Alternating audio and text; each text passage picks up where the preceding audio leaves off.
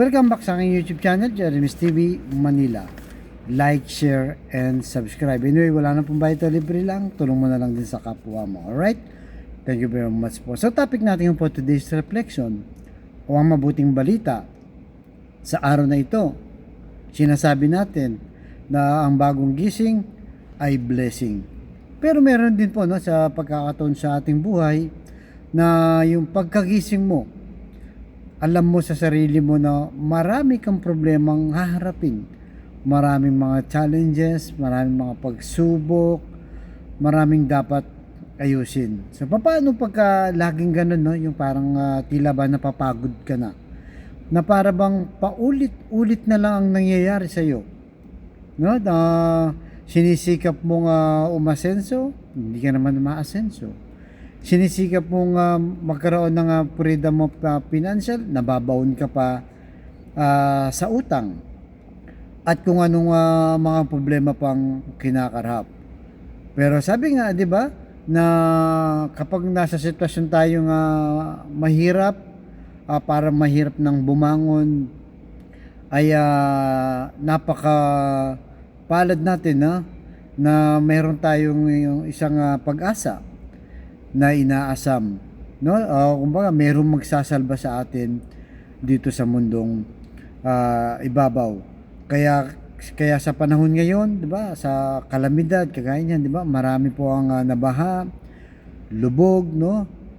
Pati yung kabuhayan nawala, minsan mahal pa sa buhay nawala dahil sa bagyo. Napakarami po, no?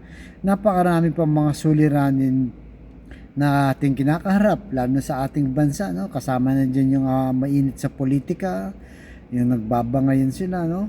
Wala tayong makuhang pag-asa sa iba, puro away na lang. So yun po, no? It's a normal po, no, sa ating buhay na personal man, sa bansa man natin o sa buong mundo, nangyayari po yan. Pero para tayo, no? Tayo ay maging malakas, no? Para tayo po ay mawala ng pag-asa kahit na sabihin nating napapagod na tayo, nanghihina na tayo, ay dapat pa rin tayong manampalataya, no, sa ating Panginoong Hesus at ayon sa kanyang pangako, no, tayo ay kanyang tutulungan.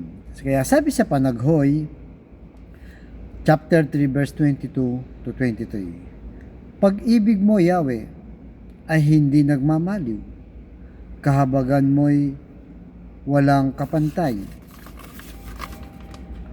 Ito ay laging sariwa, bawat umaga, katapatan mo'y napakadakila. So yan po, no, yung habag ng Diyos, no, sa atin po, ang ating Yahweh, no, Yahweh El Shaddai, na kung saan ay lagi pong nakahanda, lagi may pag-asa, no? Kaya nga sabi niya, ang pag-ibig mo hindi magmamaliw. Yung awa niya, yung habag niya, laging nandyan. Kaya mahirap mo, no? Mahirap man ang kalagayan mo ngayon, sobrang lubog ka na sa utang, sobrang gulo na sa pamilya mo, bumabagsak na yung negosyo mo, pagod ka na, no? Hindi mo alam kung anong gagawin mo, narito po yung pag-asa.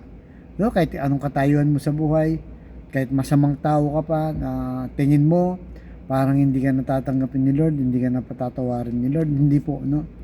Lagi pong nandyan. Ang pag-ibig niya hindi nagmamaliw. Sabi nga, no, laging sariwa, ang bawat katapatan mo ay napakadakila. So, always open, kumbaga, no?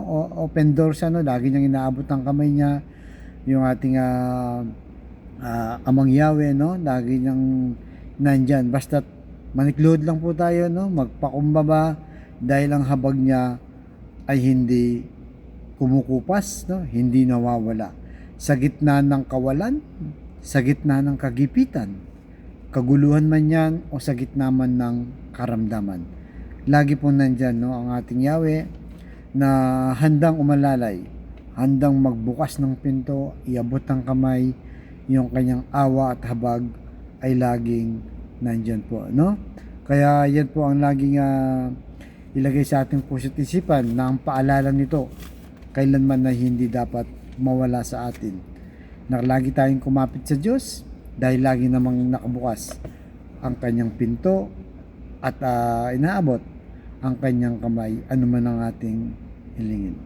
Kaya sa mga kapatid natin ngayon na nanonood po sa aking vlog na may problema sa karamdaman, pamilya at pinansyal, sabayin mo ko sa napakasimpleng dasal na kung ikay maniwala at magtiwala sa ating Panginoong Yesus, ay tsak yun ipagkakalob sa iyo sa tamang panahon. Tayo manalangin. Lord, i-bless niyo po mga kapatid naming nanonood sa aking vlog, lalo na po yung may matinding karamdaman. Kayo na rin po ang nagsabi na laging bukas ang iyong habag, hindi kumukupas ang iyong katapatan at kadakilaan. Alam naman po namin na walang imposible sa iyo kung iyong loloobin. At ganoon din po sa pamilyang naguguluhan o hindi nakakaintindihan dahil sa mga problemang kinakaharap. Ipuhin niyo po ang kanilang puso na maging panatag, maging peaceful po, no? At asahan nila yung habag nyo ay laging nandyan para lumakas ang kanilang kalooban at maging payapa ang kanilang pamilya. Ganon din po sa financial na lahat po kami ay nangangailangan. I-bless nyo po ang aming hanap buhay para sa aming pamilya. Lalo na po yung walang-wala talaga, lalo na ngayong sa oras ng kalamidad, ng ultimong pambili lang ng pagkain, hindi pa po may provide. I-bless nyo po, yakapin ng mahigpit, tulungan nyo po sila Lord at patatagin ang kanilang pananampalataya. Patawarin niyo po kami sa aming mga kainahan at kasalanan. Ang lahat ng ito iniling namin sa matamis na pangalan ng ating Panginoong Yesus. Amen and amen. To God all be the glory. Sa ngalan ng Ama, ng Anak, ng Diyos, sa Espiritu Santo. Amen. Thank you very much po and God bless.